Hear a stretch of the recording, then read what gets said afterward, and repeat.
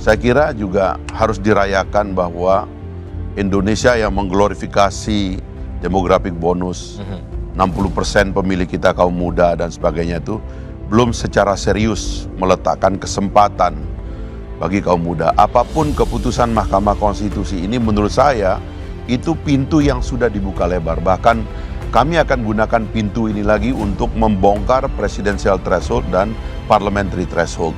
Karena azasnya bisa sama, bahwa pembatasan orang untuk bertanding dan siapapun dia yang yang mengalami karir dalam politik elektoral sehingga dia bisa suatu hari menjadi calon presiden, itu harus diberikan dan dibuka kepada semua hambatan lain. Presidential threshold, parliamentary threshold ke depan harus dihapus. Biar orang seperti Fahri Hamzah dari kampung di Sumbawa bisa tarung juga. Karena partainya akan mencalonkan dia dan beradu dengan calon partai lain. Ini kan keangkuhan dari partai-partai yang melarang saya masuk. Bung Fahri Hamzah menurut kami, dia punya pemikiran melampaui semua apa yang dilekatkan kepada beliau. Bahkan kalau bicara arus nih, ada pendukung Anies Baswedan, ada yang nggak suka sama Baswedan karena mendukung para kontestan lain di pemilihan presiden 2024. Nah, Bang Fahri ini kayak bikin arus sendiri. Arusnya bahkan sering banget jadi viral dan salah sering diartikan oleh di kubu atau kedua pendukung atau ketiga pendukung kalau kita nyebut Bapak Prabowo, Ganjar dan juga Bapak Anies. Nah, sedangkan maksud Bang Fahri Hamzah dalam sebuah atau berbagai kontennya, dia fokus bagaimana seharusnya negara ini mengatur ulang bagaimana pemilihan atau pemilihan presiden 2024 supaya ini Bapak Baswedan yang sejak 3 Oktober 2022 kemarin udah dideklarasi sama Partai Nasdem, beliau ini harusnya punya ruang untuk adu gagasan dan adu pemikiran dan juga mengkritik bagaimana harusnya menteri-menteri yang katanya mau jadi presiden itu harusnya jangan nunggu di ujung gawang dong, seakan-akan nempel sama Bapak Jokowi atau nempel sama popularitasnya Pak Jokowi supaya nunggu di ujung gawang, ya kan? Saya dukung deh kebijakan Bapak. Nah, tapi apa nih pemikiran? Jadi kritik-kritik Bapak Baswedan, kritik-kritik Fahri Hamzah itu bukan untuk Bapak Anies Baswedan doang, tapi untuk semua. Bung Fahri Hamzah soal ini, tim Emani sepakat, kami sudah berdiskusi, Bung Fahri Hamzah ini ingin mengangkat bangsa ini ketika sudah menjadi demokrasi, harusnya menjauhkan sifat-sifat sentimen-sentimen pribadi, menjauhkan sifat-sifat polarisasi, atau like atau dislike berdasarkan sosok individunya. Nah, kan? Harusnya yang kita bongkar adalah kepalanya. Isi kepalanya dibongkar, sehingga kemudian kita tahu apa sih program yang dia punya untuk bangsa ini dan buat bangsa ini menjadi lebih baik.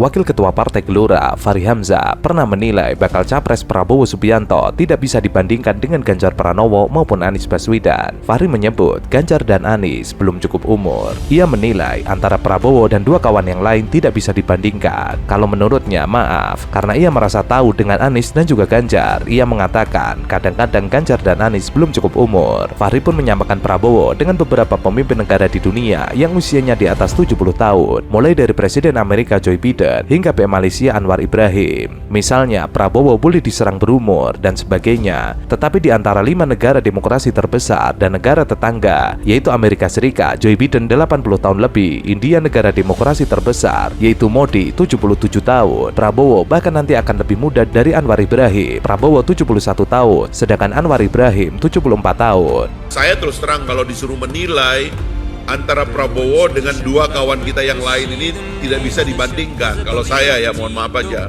karena saya terlalu tahu juga kawan-kawan itu. Ya saya kadang-kadang mau bilang belum cukup umur nggak enak gitu loh. Jadi kan, ya misalnya Pak Prabowo boleh diserang sebagai berumur dan sebagainya, tapi di antara 5 negara atau 5 negara demokrasi terbesar dan negara tetangga kita Amerika Serikat itu Joe Biden 80 lebih ya. India negara demokrasi terbesar itu 77 kalau nggak salah si Modi itu. Lalu Lula juga 80. Pak Prabowo nanti bahkan lebih muda dari Anwar Ibrahim, dia 71, Anwar Ibrahim 74. Tapi yang kawan-kawan kita yang di dalam negeri ini menurut saya ya mohon maaf aja memang belum ini. Latihan dulu lah, begitulah kira-kira. Menurut saya jangan terlalu ngotot juga, dan yang saya khawatir itu adalah ngotot menggunakan atau mengeksploitasi emosi massa untuk berpecah belah. Itu aja yang saya khawatirkan. Ini waktunya menurut saya agak rekonsiliatif cara berpikirnya, dan saya berpikir juga ada untungnya juga 3 calon ini karena ini akan menciptakan tokoh tengah yang rekonsiliatif. Kalau begini terlalu muda, kalau begitu terlalu tua, jadi kumaha, ya kan? Ya kan? Jadi kalau nggak cocok dicari-cari, ya demokrasi ya demokrasi lah, ya kan? Biar rakyat yang milih, ya kan? Tapi alhamdulillah ya kita jalankanlah demokrasi yang sebaik-baiknya ya. Yang penting rukun, sejuk, damai. Oke. Fahri lantas menyinggung Ganjar dan Anies yang menurutnya tidak usah terlalu ngotot di Pilpres 2024. Ia menyarankan keduanya untuk latihan terlebih dahulu. Tentu saja pernyataan Fahri Hamzah tersebut langsung dibalas oleh juru bicara PKS, Muhammad Khalid. Ia mengaku Prabowo Subianto memang berpengalaman. Apalagi ia pernah ikut Pilpres sejak 2009, 2014, dan terakhir 2019. Tetapi menurutnya Anies juga pantas bersaing di Pilpres 2024. Ia menyebut mantan Gubernur DKI Jakarta itu juga mempunyai beragam prestasi. Rekam jejak perjalanan Anies, kapasitas kepemimpinannya, integritas moralnya, dan gagasan memimpin Indonesia, Anies sangat layak untuk bertanding di kontestasi Pilpres 2024 mendatang. Sementara itu, Ketua DPP PKS Mardhani Alisera mengatakan, Anies dan Ketua PKB Caimin tentu mempunyai banyak prestasi. Buat PKS, Anies Baswedan dan juga Muhaimin pasangan muda, berpengalaman dan punya latar belakang aktivis yang biasa dekat dengan semua dan punya prestasi. Menggunakan bahasa yang bersayap tapi tajam. Itu kelebihan mereka yang suka membaca. Jadi apresiasi ke Mas Anies dan setuju kekuasaan itu ada di rakyat. Jadi nggak usah khawatir. Nggak jadi presiden pun kalau dicintai rakyat namanya harum. Ada hubungannya nggak sama negara? Tapi banyak kalau mengumpulkan di istana, saya kasih banyak catatan. Pertama,